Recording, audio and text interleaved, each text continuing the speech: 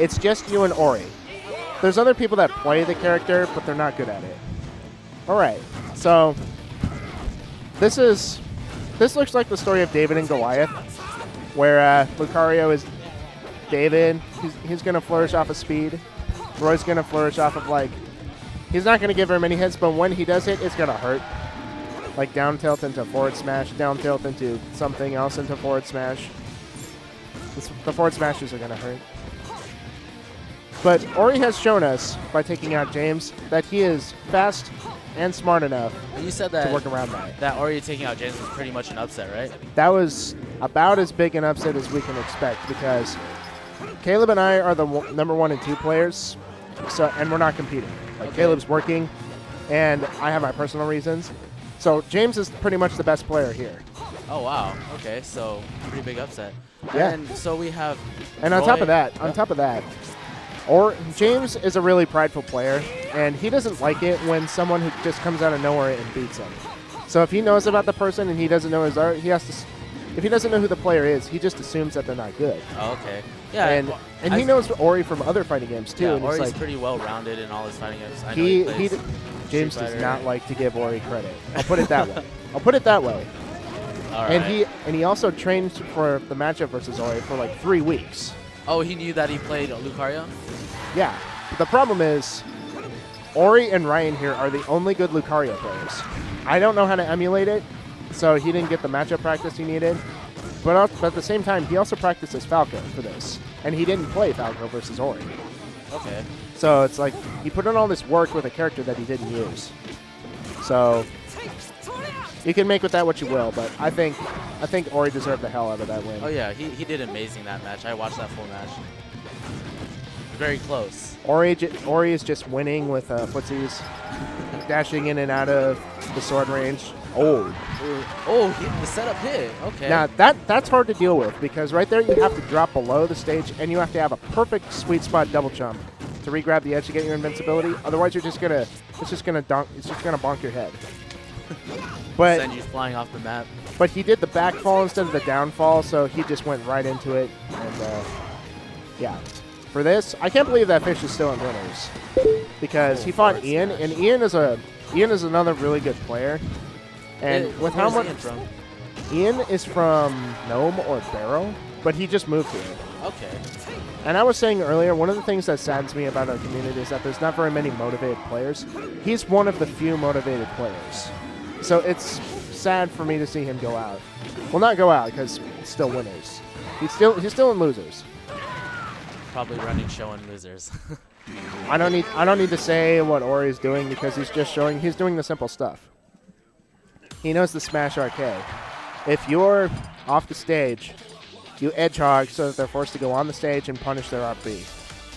He knows that if you use your double jump too early, go out and punish it. He knows that if you can tap their shield a couple of times to shrink it and down tilt the shield, poke their feet when they're sticking out. He knows if they're shielding too much, just go grab them. Okay. He knows his combos. So for this matchup, who you say has the advantage? Lucario. I mean, like, Roy's a lot better than he was in Melee, but he's still a heavily inherently flawed character, because he has a sword, which gives him the range. But if you utilize the range, you will tipper, and Roy's tippers are weaker than his stem is. Ledge grab. So, like, imagine in Street Fighter, or what's your main fighting game? I play mostly Tekken, but I know some Street Fighter, I guess. Okay, imagine the footsies in Street Fighter. You have to zone really well. You have to hit with like the very tip of your hitbox, right? Yes. Otherwise, you're not safe. You're not keeping yourself protected like you should be. Imagine, even though you are keeping that spacing up, you're hitting with your moves, it's doing like half damage and half the hit stun. That's Roy.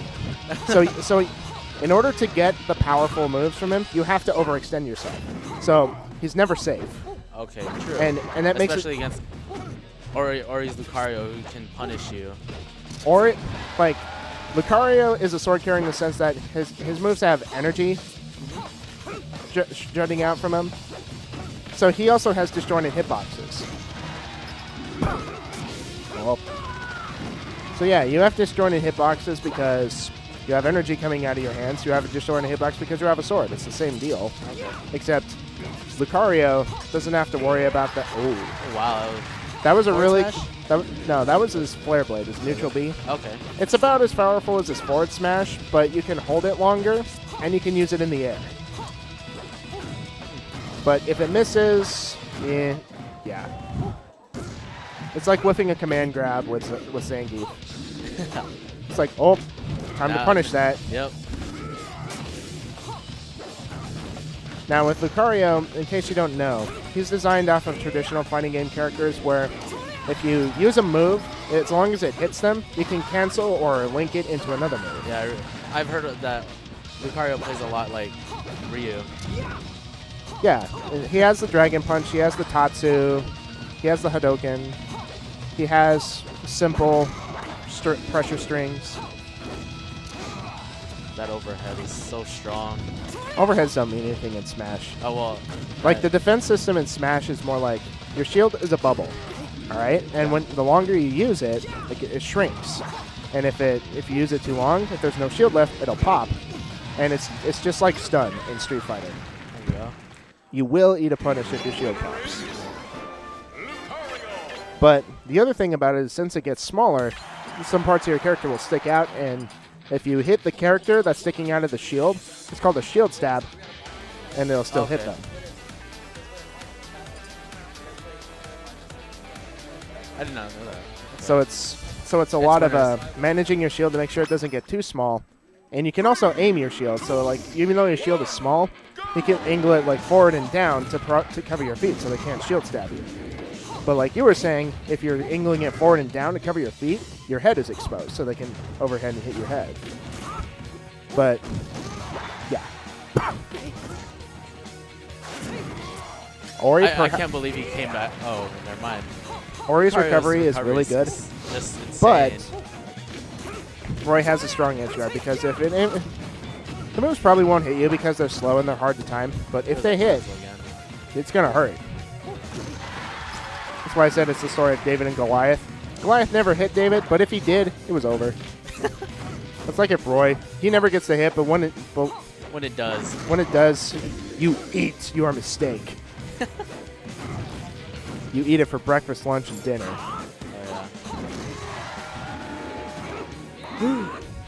Oh, no punish. I agree with that. It worked for him. I was gonna say just get hit by it and do the safe up B, but Ori didn't react to him going over it. He should have done a flare blade. But understandably, the back air is strong enough, so if he goes on the platform and he timed it right, he could have punished with the back air, but he missed it. Fish likes these neutral airs a little bit too much, in that he tries to cross up with them, but when he does cross up, he doesn't really have anything to follow it up to make it safe. I want Fish. Oh, that was good. I want Fish to be going for more down tilts because it's really good at shield poking, and it pops him up off the ground so he can do his combos, which leads into a forward smash, and forward smash is really strong, of course. Jaren, have you ever been hit by Roy's forward smash? Of course. Marlon's been kicking my ass for the last few weeks, actually. Would you agree that Roy's forward smash kind of hurts? Of course. It leaves a bad taste in your mouth? Like the taste of your own blood? I think that's the point of Roy's smash. That's the point of Roy as a character. I don't want fine spacing. I don't want fine levels of play. I want the hit, and when it hits, I want it to hurt. If Fish doesn't make something happen like right now, he's going to get 3-0'd by Ori. That was a good read. Not really a read, but a reaction. And it's a good bait to just jump right on top of somebody to bait a roll and then forward smash whatever direction they roll. Very simple, very effective. And also with Roy, since you don't have to worry about the spacing, you'll just the middle of your forward smash will just land right on top of them, and they'll be like, I've been told that Marlon plays like a better version of me. I guess we play a lot at the household, but... Well, there's three of you, right? Yeah, there's you, Marlon, and one other? Yeah, he's right behind you, actually. Oh, hi. What's the ladder between you three? Like who's best, who's in the middle, who's at the bottom? I'm the lowest. I would say that Marlon is trying to reach the top. I believe Renato's actually the best of the three of us.